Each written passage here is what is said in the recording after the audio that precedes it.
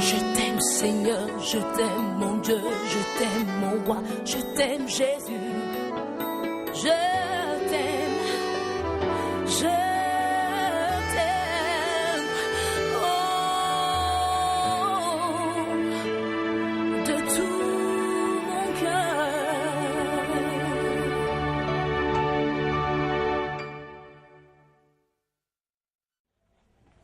Nous avons commencé hier, nous avons parlé de plusieurs choses, principalement du retour du Seigneur. La Bible dira, cela importe, c'est le thème de notre message. Cela importe, c'est le passage de base. Cela importe d'autant plus que vous savez en quel temps nous sommes. C'est l'heure de vous réveiller enfin du sommeil. Voilà le thème. C'est l'heure de vous réveiller enfin du sommeil.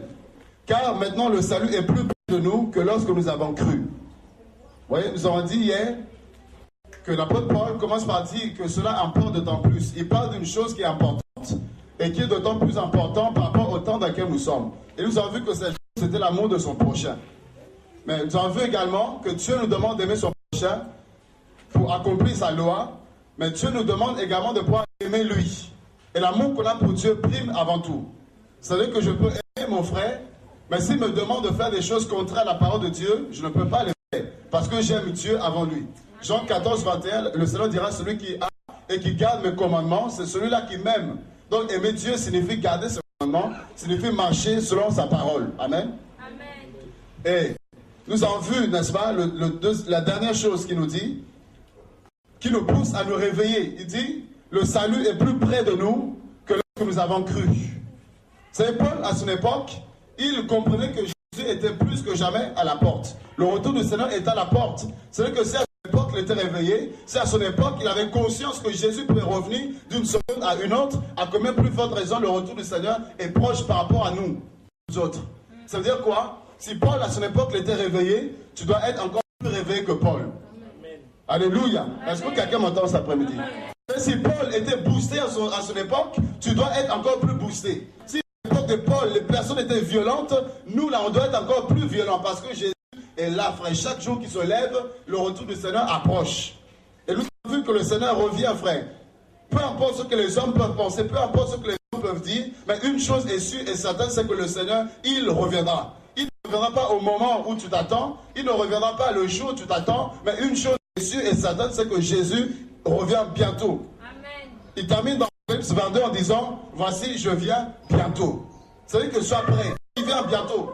Il certifie toutes les paroles qui ont été écrites concernant son retour, concernant son avènement. Il dit, voici celui qui atteste ces choses. Il le confirme, il met le sceau pour te dire que tout ce qui est écrit dans cette parole, c'est la parole de Dieu, c'est la vérité. Personne ne doit retrancher ni ajouter. Il dit, voici, je viens bientôt. Et puisque tu ne connais le jour, puisque tu ne connais l'heure, c'est pourquoi il faut être prêt à tout moment. Chaque seconde qui passe, tu dois t'assurer que si Jésus revient, tu vas partir. Chaque minute qui passe, tu dois t'assurer, frère, que si Jésus revient là, à cet instant précis, que tu vas être de ceux qui vont partir. Sinon, tout le temps que tu auras fait de jeûne, sinon tout le temps que tu auras participé au programme, sinon tout ce que tu auras entendu, ça ne t'aura servi de rien. Parce que si nous venons, c'est pas pour regarder un homme, c'est pas pour assister à un spectacle, mais si nous venons, c'est pour connaître la pensée de Dieu, c'est pour écouter la parole de Dieu, pour que cette parole nous emmène à nous préparer au retour du Seigneur. Alléluia. Amen. Frère, en tant que chrétien, l'objectif, c'est pas le ministère. L'objectif, c'est pas les miracles. L'objectif, c'est pas d'être connu, tout ça, non. L'objectif, c'est d'être sauvé. Amen. Amen. Parce que tu peux être connu de tous les hommes. Tu peux faire des miracles que tu veux, autant que tu veux. Mais si tu n'es pas sauvé, tu n'as rien fait. La Bible dit, à quoi sert-il un homme de gagner tout le monde s'il perdait son âme? Amen. Amen. Frère, Jésus revient. Il dit au verset 12 de Romains 13. La nuit est avancée. Effectivement, frère, nous avons l'impression que le diable est devenu multidiable. Oui, parce que ces stratégies se multiplient encore. La séduction augmente d'intensité. Le péché ne fait que s'accroître. C'est normal. Paul dit que la nuit est avancée. Mais comprenez que là où la nuit avance, le jour approche. Amen. Comprenez, plus la nuit avance, plus le jour approche. Donc les ténèbres avancent. Le péché ne fait qu'augmenter. Cela prouve que la lumière arrive.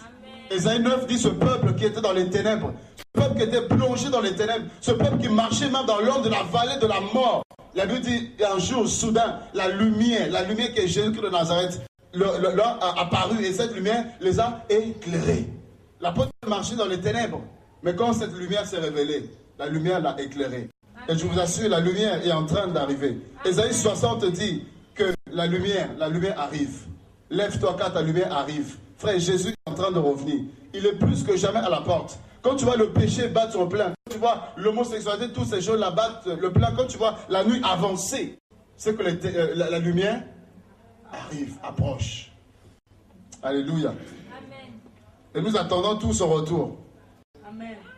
Enfin, du moins, personnellement, j'attends son retour. Amen. Je ne sais pas ce qu'il y en est de toi. Dépouillons-nous donc. Voilà le travail à faire. Dépouillons-nous donc des œuvres des ténèbres.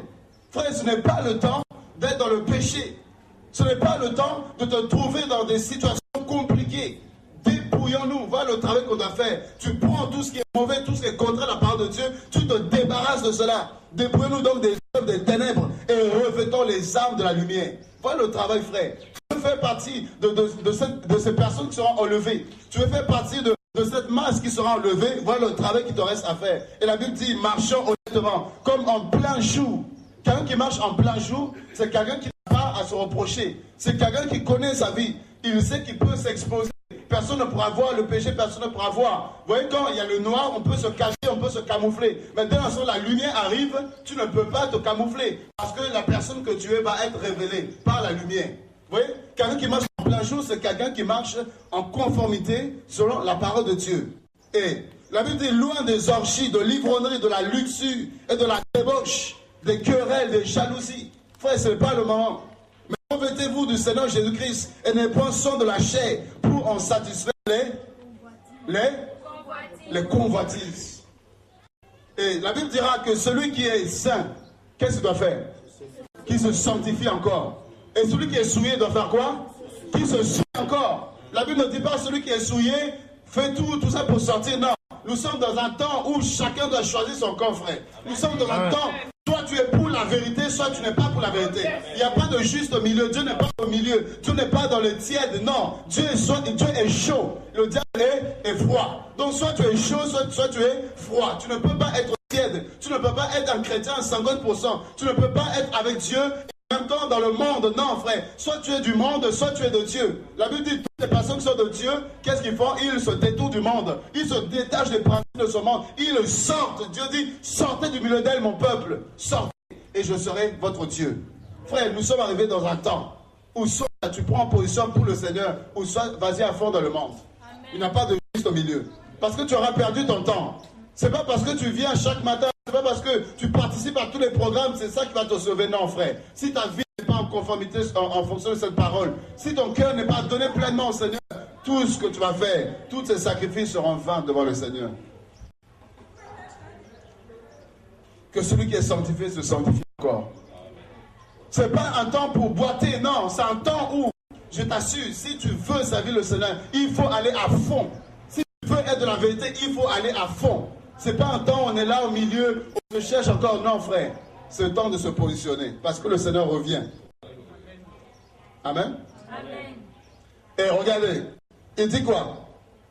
Cela importe d'autant plus que vous savez en quel temps nous sommes. L'apôtre Paul dit aux chrétiens, vous savez en quel temps nous sommes.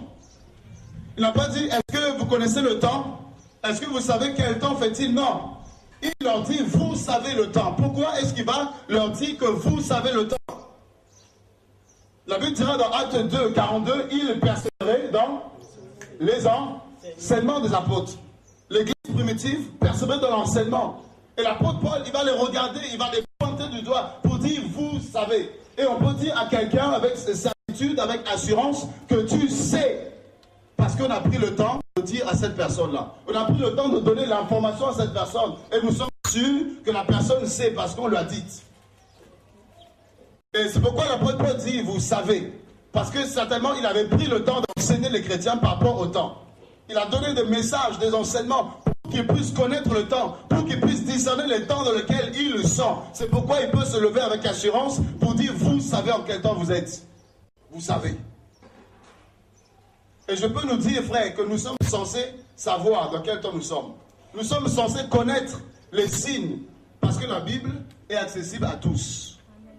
Chacun d'entre nous a la Bible, chacun d'entre nous peut connaître le temps, chacun d'entre nous peut connaître les signes qui annoncent le retour de son avènement. Mais est-ce que vous pensez que tous nous connaissons? Alléluia. Est-ce que vous pensez que tous nous connaissons? Est-ce que vous pensez qu'à leur époque tous connaissaient? Non. Mais pourtant, il dit, vous savez, vous êtes censés connaître le temps. Parce que vous avez la parole de Dieu, parce que vous avez également des enseignements, des messages qui vous sont prodigués, qui vous permettent de connaître le temps. Mais malheureusement, ce n'est pas tout le monde qui savait en quel temps ils étaient. Et il n'y a rien de pire que de vivre avec la méconnaissance du temps. Vous voyez, quand on connaît le temps, on va s'adapter en fonction du temps. On va vivre en fonction du temps. On mange en fonction du temps. On s'habille en fonction du temps. Et quelqu'un qui ne connaît pas le temps, c'est quelqu'un qui va être décalé. C'est quelqu'un qui va être hors le temps. Et là, en plein été, tu veux t'habiller avec un manteau, avec des bonnets, et tu sors, on va te prendre pour un fou. On va se dire, celui-là, je ne sais pas de quel pays il sort. Vous voyez, on s'adapte en fonction du temps. N'est-ce pas? Osée 4:6. Le Seigneur dira, mon peuple est détruit parce qu'il lui manque la connaissance. Mais si on s'arrête simplement à ce verset, on peut penser que le peuple, s'il est détruit, c'est parce qu'il n'a pas eu la connaissance. C'est parce qu'on ne lui a pas donné cette connaissance. Mais quand on lit la suite du verset, Dieu dit, puisque tu as rejeté la connaissance. Voilà le problème.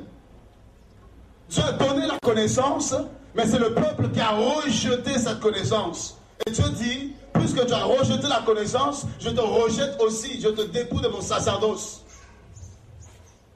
Et ce qui fait que beaucoup de chrétiens, nous avons la Bible, nous avons cette parole, mais combien prennent le temps, combien prennent le soin de méditer, combien prennent le soin de travailler pour connaître le temps?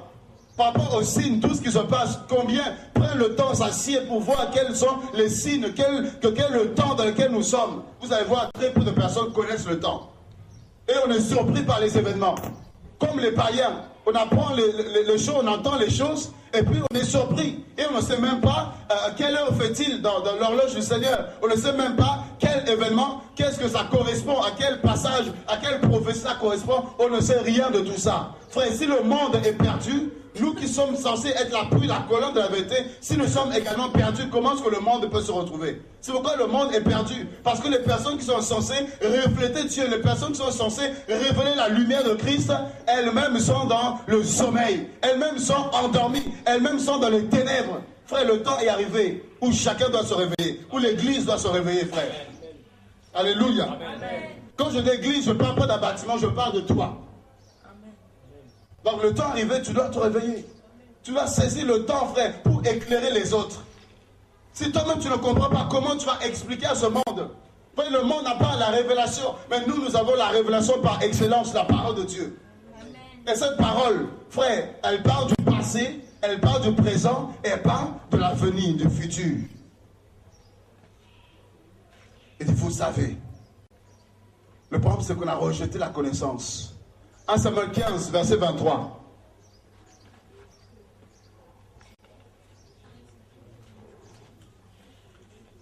La Bible dit, car la désobéissance est aussi coupable que la divination, et la résistance ne l'est pas moins que l'idolâtrie et les téraphins. Puisque tu as rejeté la parole de Dieu. Voilà ce qu'il nous est dit. Puisque tu as rejeté la parole de l'Éternel, et il te rejette aussi comme roi. Frère, l'Église a rejeté la parole de Dieu. Nous disons chrétiens, mes frères, quelle est la place que la parole occupe dans ta vie? Est-ce que tu es conduit par tes pensées ou tu es conduit par la parole de Dieu? Est-ce que tu te soumets plus facilement à tes traditions, à tes coutumes ou à la parole de Dieu? Quelle est la place qu'occupe la parole de Dieu? Ben vous allez voir, le Seigneur dit, parce qu'ils ont rejeté ma parole. C'est parce que l'Église a rejeté la parole que la lumière n'éclaire plus. Parce qu'il n'y a plus de lumière. Nous sommes dans un temps de confusion. Vous voyez, le bien est appelé mal et le mal est appelé bien. La confusion. Les gens ne font même plus la différence. L'adultère, ce n'est plus un problème. Parce que les personnes qui sont censées révéler la sainteté de Dieu, la justice de Dieu, elles-mêmes sont plongées dans ces choses-là. Et comment vous voulez que le monde puisse réaliser ce dit que l'adultère est un péché? Parce que quand vous avez des pasteurs qui sont à fond dedans, vous avez des chrétiens qui vivent à fond dedans, comment est-ce que la vérité, frère, peut être encore peut éclairer encore ces hommes-là? C'est pas possible, frère. Alléluia. Amen. Frère, on va prêcher la parole de Dieu. Amen.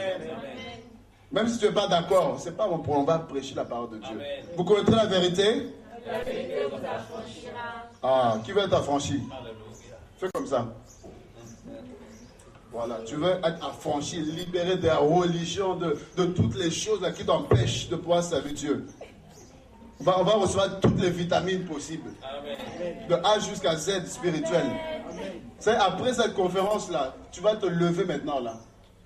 Amen. Attends-moi. Là, on va enseigner d'abord. Après, là, demain, là, on va faire des prières compliquées. Amen. Et voilà ce qu'il va dire. Vous avez rejeté la parole de Dieu. Vous allez dire, mais moi, je n'ai pas rejeté la parole, frère. Il y a deux catégories de personnes qui rejettent la parole de Dieu. La première catégorie, ce sont des personnes qui volontairement ont rejeté la parole. C'est-à-dire qu'ils connaissent la vérité, mais ils ne veulent pas de la vérité. Ils prennent cette parole, ils la mettent sous une table et ils vont proférer des mensonges. Ils vont raconter des fables au profit de leur ventre, au profit de leurs intérêts. Ils vont donner des prophéties complètement tordues pour pouvoir soutirer de l'argent. Ils vont mettre en place des offrandes complètement, frère, bidons, des offrandes complètement contrées à la parole de Dieu, ou des offrandes qui étaient liées à la loi et qui n'ont rien à voir par rapport au temps de la grâce dans lequel nous sommes, qui n'ont rien à voir. Tout ça là pour soutirer de l'argent. On va faire des conférences, des séminaires chrétiens, tout ça là pour soutirer de l'argent. Des conférences payantes, des concerts payants, tout ça pour soutirer de l'argent. Tous les moyens sont bons pour amasser, pour amasser, pour amasser. Et après on est là, l'homme de Dieu doit donner envie. Mais c'est avec l'argent qu'on vous a dépouillé. Ah, frère, la vérité là, on est prêt. Même si on va couper la tête là, la tête de Jean-Baptiste a été coupée. Amen. Ah, là, il n'y a pas beaucoup d'amen, hein, mais c'est pas grave. Frère, si personne ne parle là, le péché ne fait qu'augmenter, personne ne parle. Et on est là, chacun dans ce petit coin, mais c'est pas. Non, il faut qu'il y ait des personnes qui se lèvent, qui dénoncent, qui parlent. Ouais, si personne ne les dérange, si personne n'expose leurs œuvres, c'est pourquoi ils continuent. C'est pourquoi ils continuent. Ils font encore pire encore. Mais s'ils sont dénoncés là, s'ils sentent qu'il y a des personnes qui se lèvent et qui dénoncent leurs pratiques, qui, à la lumière de la parole, montrent que ces hommes-là sont à côté. Ils font profession de servir Christ alors qu'ils l'ont renié. Parce que celui qui ne prêche pas la parole de Dieu a renié Christ. Amen. Jésus est la parole. Donc dès l'instant où tu peux être prophète, pasteur, mais si tu ne marches pas, si tu ne prêches pas la vérité, frère, tu es sorti du chemin. C'est pas parce qu'il y a des guérisons. Dieu guérit parce qu'il est un Dieu de miséricorde. C'est parce qu'il a vu sa fille a besoin de la guérison, Dieu guérit. C'est pas à cause de toi. Toi là, ils s'en foutent de toi. Toi là, ils ne te connaissent même pas. Parce qu'il y en a, ils se trompent. Ça, ils sont à côté, ils prêchent des bêtises, mais l'onction se manifeste, les gens sont guéris, tout ça, ils pensent que c'est bon quand même. Non, non, non. Dieu fait grâce. C'est la grâce, frère. Vous voyez, la grâce peut faire que tu peux te lever, tu dis au nom de Jésus, sois guéri. La personne est guérie aussi. Parce que ce nom est tellement puissant que la maladie l'a fléchi les genoux. C'est pas à cause de toi, c'est à cause du nom de Jésus. Amen. Dis à cause du nom de Jésus. C'est pas à cause de toi, sinon toi là, il s'en fout. Vous voyez, Romains chapitre 1, au verset 18. Là, nous voyons la première catégorie de personnes qui ont rejeté la vérité. Et on a dit que c'est volontairement. La Bible dit la colère de Dieu se révèle du ciel. Frère, il y en a qui sont sous la colère de Dieu. Pourquoi? Contre toute impiété et toute injustice des hommes qui retiennent injustement la vérité captive. Ils connaissent la vérité, ils le savent très bien que la dîme n'est plus d'actualité. Ils le reconnaissent devant toi. Mais ils disent comment est-ce qu'on va manger, comment est-ce qu'on va vivre. C'est la parole de Dieu, c'est vrai. Mais nos entreprises, la personnelle, comment est-ce qu'on va les faire tourner? Ils vont dire que les chrétiens, si on dit que la dîme n'est plus d'actualité, ils ne vont plus donner. Donc c'est vrai, c'est la loi, mais laissons-les quand même sous la loi. Ils connaissent la vérité. Ils reconnaissent que nous sommes dans le sacerdoce universel. C'est-à-dire que tous les chrétiens sont ministres de Dieu. Amen. Il n'y a pas où le ministère et puis non, tous les chrétiens, on est frères et sœurs, on est ministres de Dieu. Amen. Ce sont simplement nos responsabilités qui changent. Mais sinon, on est frères et sœurs, nous sommes égaux devant le Seigneur. Il n'y a pas donc question d'avoir des bishops qui sont élevés comme des seigneurs, qui sont adulés, tout ça. Et puis non, nous sommes frères et sœurs, frères. Ils savent très bien. Ils m'ont dit, mais si je descends au niveau des chrétiens, là, on ne va plus te respecter. Si je me mets au milieu de tout le monde, tout ça, après, bon, vous croyez, ils ne vont plus me respecter. Donc, il faut rester là sur son trône. Vous savez, quand on te regarde du trône, on dit, waouh, ça c'est le bishop. Et on pense que c'est ça le ministère. Jésus mangeait avec les prostituées, il mangeait avec les gens de mauvaise vie. Les apôtres étaient au milieu du peuple, tout ça, il était avec le peuple. Il n'était pas à part. Comme on peut voir, tu rentres pas à part. C'est-à-dire qu'un trône là-bas placé quelque part, maman et papa, tout ça à part. Et on a le peuple là-bas, relégué là-bas. Là. La colère de Dieu se révèle du ciel contre ces personnes-là. Prenons 2 Pierre, chapitre 3, verset 17.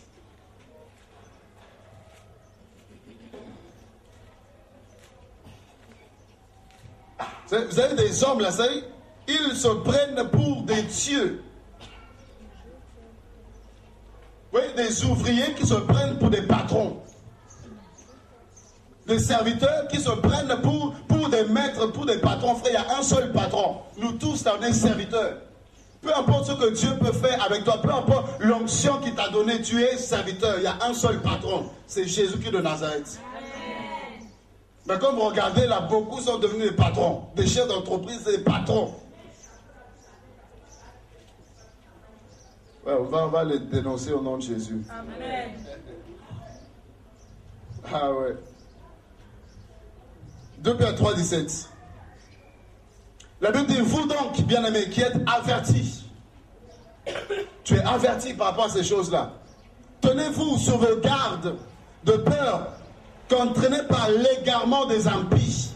Ça, il y a des gens qui se sont égarés, qui sont sortis du droit chemin, qui sont sortis de la sainte doctrine. Et bien leur rôle, c'est de pouvoir t'égarer également. Si un aveugle suit un aveugle, qu'est-ce qui va se passer? Les deux vont tomber dans le trou. Et la Bible dit quoi? Vous ne venez à déchoir de votre fermeté. Il y a des gens qui se sont égarés. Je vous assure, ce n'est pas tous ceux que vous voyez là qui marchent encore avec Dieu. Il y en a là, Dieu n'est plus. Il y en a qui ont peut-être bien commencé, mais Dieu n'est plus. Vous allez voir, le message a changé. Et Hébreux 12, 25.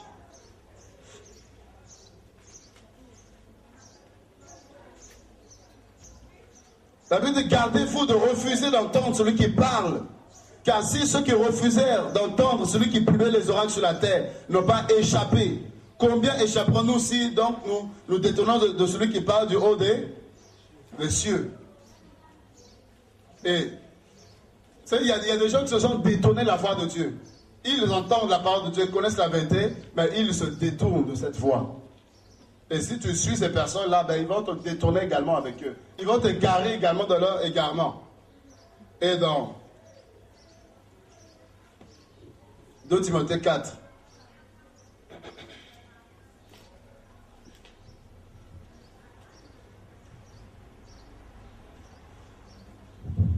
Timothée chapitre 4.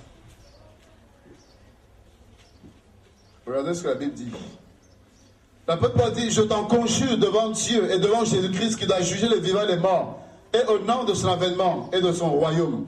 Prêche la parole, insiste en toute occasion, favorable ou non, reprend, censure, exhorte avec douceur et instruisant. Et verset 3, il dit, car il viendra un temps où les hommes ne supporteront plus la sainte doctrine, mais ayant la démangeaison d'entendre des choses agréables. Qu'est-ce qui va se passer? Ils se donneront une foule de docteurs selon leur propre désir. C'est-à-dire des personnes que Dieu n'a pas qualifiées. Des personnes qui vont s'élever elles-mêmes. Des personnes qui vont s'appeler elles-mêmes bishop, prophète, révérend, tout ce que vous connaissez, archibishop, tout ce que vous voulez. Ils vont se lever sur leur propre désir. Des personnes qui veulent s'enrichir. Et ils prennent le nom de Jésus pour pouvoir s'enrichir. Ils prennent la parole de Dieu et la mettent en avant pour pouvoir satisfaire leur chair, leur convoitise, leurs besoins. Alors qu'au fond, là, ils n'aiment pas Dieu. Alors qu'au fond, ils ont renié la parole de Dieu. Ils ont renié le maître. Vous allez voir, frère, on ne va pas vous prêcher sur la sanctification. On ne va pas te dire le péché c'est pas bon, sanctifie-toi. On ne va pas te dire sors de ton adultère. On ne va pas te dire sors du mensonge. Non. On va dire donne, apporte ton Isaac, apporte ton offrande, la prospérité, la bénédiction. C'est les messages qui sont liés à la terre. Alors que ce qu'ils apportent là, c'est que tu sois sauvé. Amen. Amen. On parle plus de la terre que du royaume même de Dieu. Les aspects de son royaume, la sainteté, toutes ces choses-là. Et la Bible dit, ils se donneront, n'est-ce pas, une foule de docteurs sur la propre désir. Et qu'est-ce qu'ils vont faire? Le verset 4, ils vont faire quoi? Ah, ils vont détourner leur oreille de la vérité. Ça, ils peuvent entendre la vérité, mais ça ne les arrange pas. Ce n'est pas dans leurs intérêts. Ben, ils vont tourner le dos à la vérité. Ben, si tu tournes le dos à la vérité, tu rentres forcément dans le mensonge. Si tu tournes le dos à l'esprit de vérité, ben, tu rentres forcément dans l'esprit de l'erreur. Et beaucoup là ont l'esprit de l'erreur. Et vous allez voir, les messages là, c'est des fables. C'est des fables, la philosophie.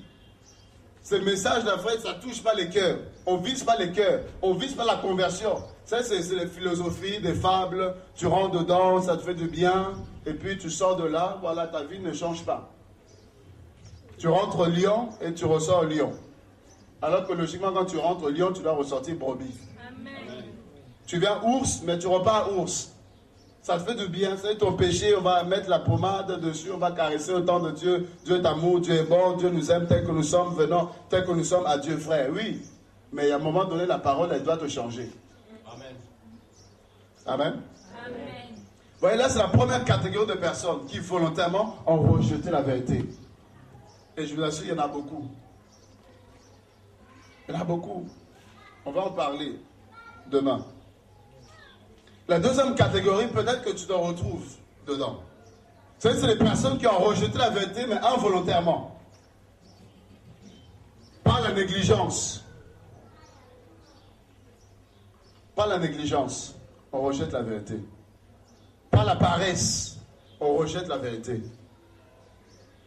Et là, peut-être que tu es dans cette catégorie-là.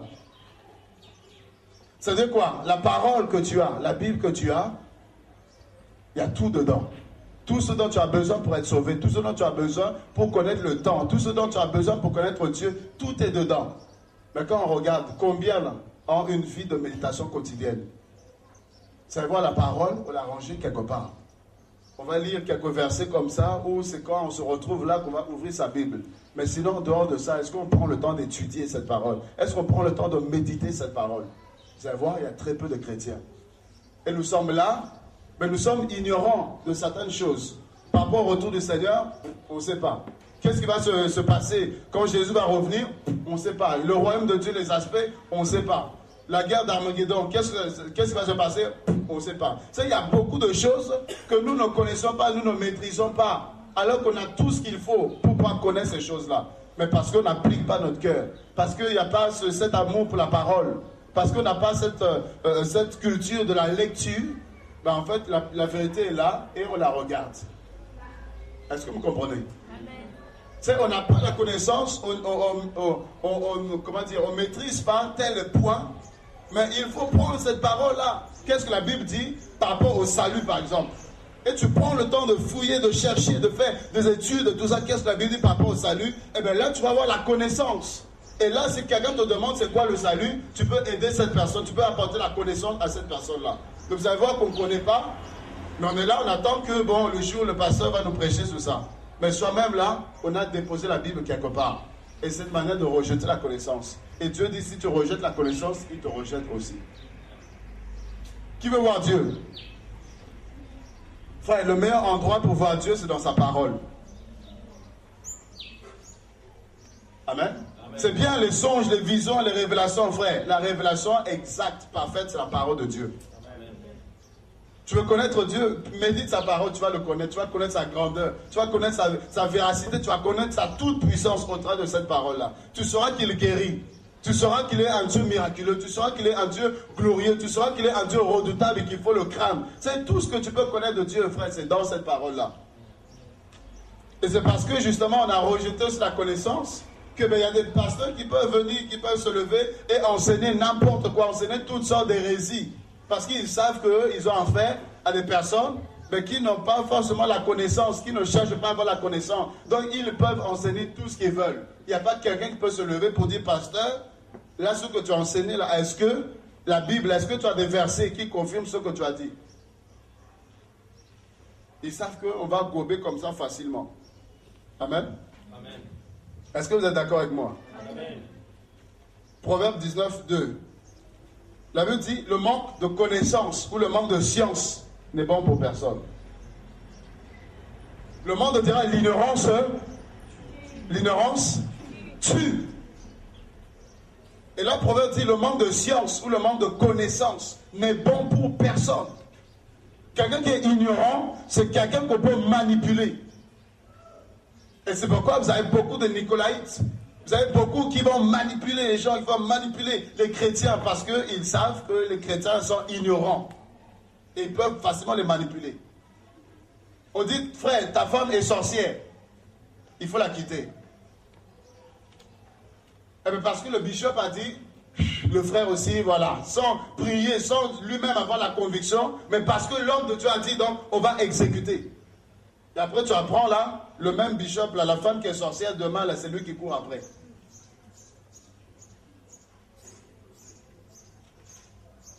Quelqu'un qui est ignorant, c'est quelqu'un qu'on va manipuler facilement. On dit, Dieu me dit, il faut que tu emmènes, avant la fin de ce mois, il faut que tu emmènes une enveloppe. Une enveloppe qui va te coûter très cher. C'est ton Isaac, apporte ton Isaac. Mais ils savent que, frère, il suffit de dire, Dieu me dit, les gens vont courir. Dieu me dit, si tu ne donnes pas, la malédiction va te frapper. Là, c'est sûr que les gens vont courir. Tu vois quoi? Beaucoup là, ils manipulent les chrétiens parce qu'ils savent qu'on ne lit pas la Bible. Un pasteur, enfin la plupart des pasteurs à l'île de la Réunion, là-bas c'est des voyous aussi, c'est vraiment des bandits. Vous savez, on dit aux chrétiens, ça ne sert à rien de lire la Bible. Même si vous lisez, vous n'allez pas comprendre. Nous là, c'est la grâce. On a reçu de comprendre. Vous là, ne lisez pas, ça ne sert à rien. Nous, on lit pour vous, donc vous allez avoir la connaissance au travers de nous. Mais c'est-à-dire quoi? On peut t'enseigner toutes sortes de choses. Et tu dis oui et amen, oui et amen. Alors que tu es complètement à côté. Qui est concerné par ce deuxième cas? Si on est honnête avec soi-même, là, on est concerné. Parce que vous allez voir, il y a beaucoup de choses qu'on ne maîtrise pas. Alors que la Bible est là, on peut travailler, on peut étudier, on peut apprendre. Deutéronome 29, 29. Les choses cachées sont à l'Éternel notre Dieu, les choses révélées sont à nous et à nos enfants, à perpétuité, afin que nous mettions en pratique toutes les paroles de cette loi. Josué 1, verset 8. Que ce livre de la loi ne s'éloigne point de ta bouche. Médite-le nuit et jour pour agir fidèlement selon tout ce qui est écrit. C'est alors que tu auras du succès dans tout ce que tu vas entreprendre. Dans Luc chapitre 1er, regardez. Luc chapitre 1er. Regardez ce que Luc va nous dire. Frère, on ne doit pas être ignorant. L'ignorance va faire que tu passes à côté de ce que Dieu a prévu pour toi. Quelqu'un qui est ignorant, c'est quelqu'un qui ne connaît pas son identité. Quelqu'un qui ne connaît pas ses droits. Quelqu'un qui ne sait pas qui il est. C'est pourquoi devant les sorciers, on va trembler comme ça. On tremble devant les sorciers. Ah, et les sorciers, on tremble. C'est parce que tu es ignorant. Mais quelqu'un qui a la connaissance, quelqu'un qui connaît la puissance du nom de Jésus, devant le sorcier, il sait que c'est le sorcier qui va trembler. Amen. Est-ce que quelqu'un m'écoute? Amen. C'est même si on dit, là, il y a un sorcier, tu dis, non, la Bible déclare que 1000 tombent à mon côté. Donc un seul, là, ça me fait même pas peur. Il faut qu'il y en ait 1000.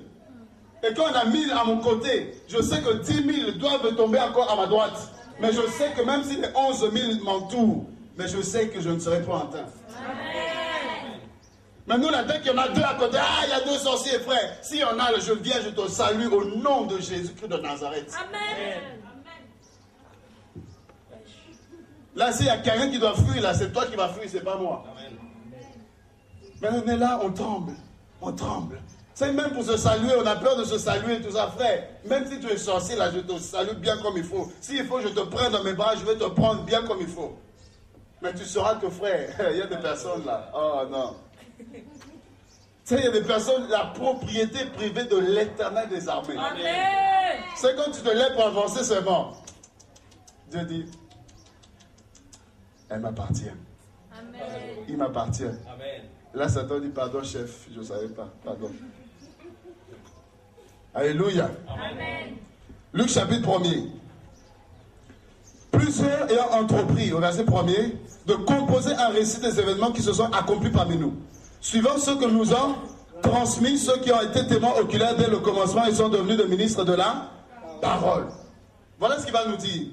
Luc a reçu les enseignements des personnes qui étaient dans la foi avant lui. Des enseignements des personnes, des ministres, toutes ces personnes qui étaient avant lui.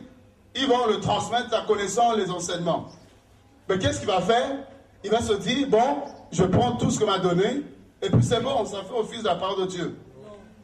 Le verset 3, il dit, il m'a aussi semblé, bon, après avoir fait quoi? Des recherches exactes sur toutes ces choses-là. Depuis leur origine, et de te les exposer par écrit d'une manière suivie, excellente, Théophile, afin que tu reconnaisses la certitude des enseignements que tu as reçus. Il reçoit les enseignements par ceux qui étaient pasteurs, prophètes, tout ça, des personnes qui étaient dans la foi avant lui. Mais il prend ces enseignements, il se dit, c'est vrai, ils ont marché avec le Seigneur, mais néanmoins, ça ne m'empêche pas de pouvoir faire des recherches pour vérifier l'authenticité de ces messages-là. Mais c'est ce qu'il va faire. Il va faire des recherches exactes sur tout ce qu'on a enseigné, tout ce qu'on a dit. Il va rechercher depuis leur origine. Est-ce que c'est ce que nous faisons? On vient, on nous prêche, et puis on prend, et puis on part comme ça. On ne sait même pas ce que la personne nous a dit, d'où est-ce qu'elle a pris ça. On ne sait même pas, est-ce que c'est vrai ou c'est pas vrai. Est-ce que la personne s'est trompée ou pas. On prend, et puis on sort comme ça, on emmagasine des choses sans vérifier. Alors que la Bible dit dans Actes chapitre 17, la Bible parle des chrétiens de Béret. Et nous sommes appelés à être comme ces chrétiens de Béret, frère.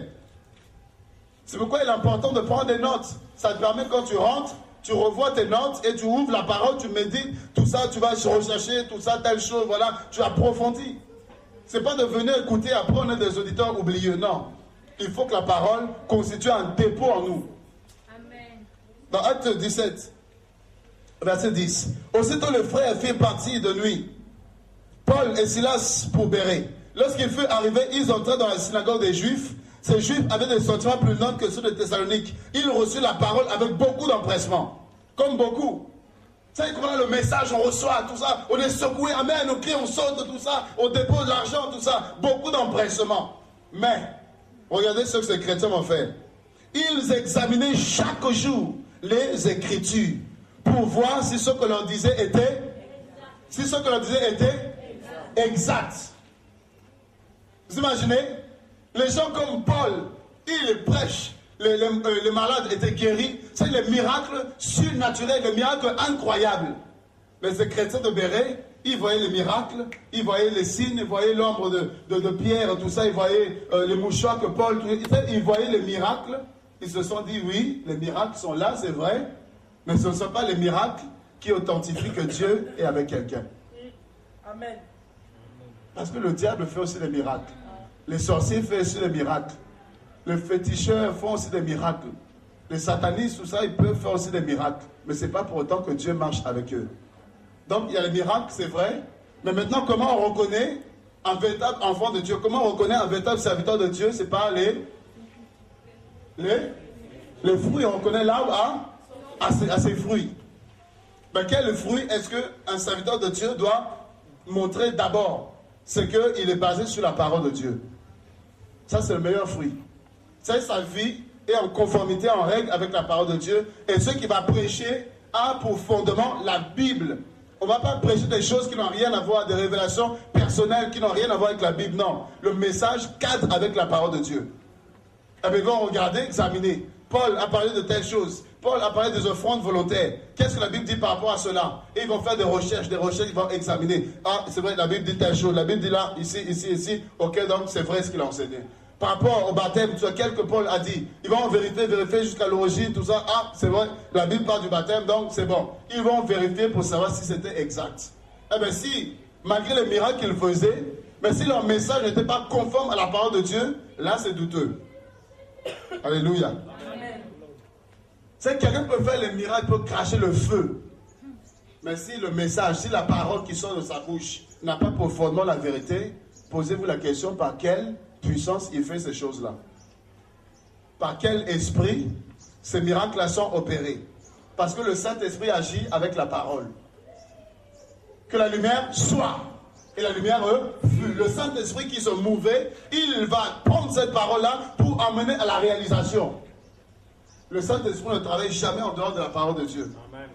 Donc si quelqu'un ne prêche pas la vérité, il y a des miracles, il faut vous poser la question. Quel esprit agit là-bas? Parce qu'il y en a qui ont touché à la magie. Amen. Je vous dis, il y en a qui ont touché à la franc-maçonnerie. Pasteurs, mais des francs-maçons, pour faire tomber les gens, pour manifester l'onction, pour vous faire croire que Dieu est avec eux alors que Dieu n'est pas avec eux. Oui, j'ai vu un truc même ici, là. Un sataniste, soi-disant, les pasteurs, là, il y a plus de 40 pasteurs qui vont le consulter, qui vont chercher des choses chez lui. Ces choses, au Congo, pareil, il y a un grand catcheur sataniste. Et plusieurs pasteurs, là, ont été prendre des trucs chez lui. C'est quelqu'un, il te fait danser, il te fait tomber comme ça, c'est un grand sataniste, Edding, un catcheur. Mais beaucoup de pasteurs, ils vont chercher des choses là-bas, des puissances là-bas, pour faire tomber les gens, tout ça, toutes ces choses-là.